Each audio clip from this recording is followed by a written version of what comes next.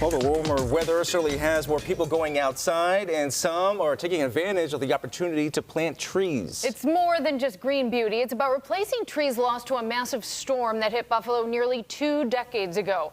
Paul Maurer is with Retree, Western New York, and we're, of course, talking about that October surprise storm. If you were here for it, you will never forget it. Right. How many trees do we know were lost in that storm? We're pretty accurate on what we've gotten counts about, because what happened was all the different superintendents of highways, et cetera, in the 18 communities that were hit by the storm reported to us. So it's about 57,000 total trees that were just in the public areas. That doesn't count backyards, front yards, all the other stuff in the forest, et cetera. So we lost a ton just in one night. Wow. So when you're talking about public areas, you're talking about parks, you're talking about sidewalks, those types of areas, right? Between the sidewalk and the street, which, the street trees we call them, the parks, Olmsted parks, regular parks in the city. You won't believe how many parks there are in the city too, and pocket parks, et cetera. Yeah. And they just came down, the trees did, because of the heavy weight of the snow so early in October.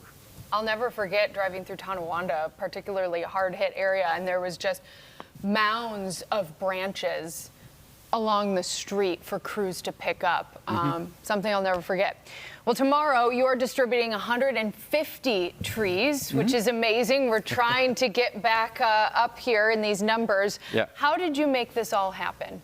Well, it was something that I observed because I was with the radio station. I was with a company that included 97 Rock, and they wanted to do some donut deliveries to various power crews that were in the area.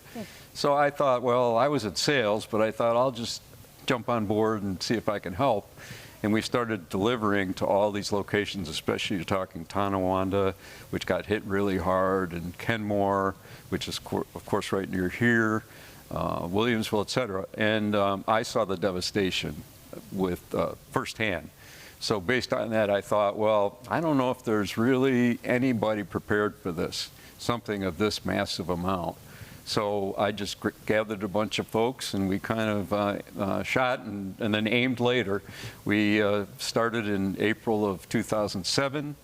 We finished the actual recovery from the storm in 2019. But trees lose their life because of a lot of things. So we're continuing. As long as I'm vertical, I said I will continue doing it. Wow. So this is an effort that, of course, has gone for years. Have you documented how many trees you've actually replanted? Yeah, how many? Yeah, Jeff. Well, what we have 31,000 just about that we've put in just with volunteers.